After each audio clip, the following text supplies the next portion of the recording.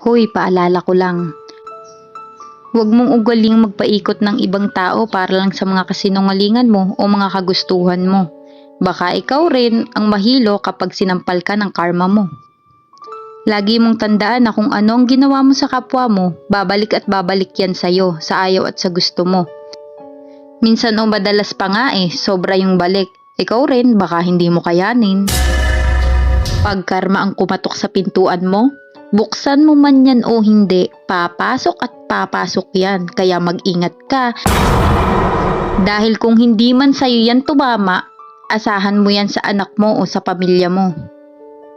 Kaya wag mo nang hintayin pa na sa kanila ito tumama o tatama. Baka magsisi ka at hindi nila ito makayanan habang hindi pa huli ang lahat.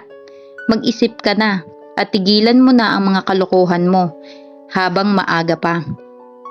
Dahil sabi nga nila, karma has no menu. You deserve what you deserve. Op, may isa pa. Ang karma ay parang credit card. Play now, pay later. Ingat!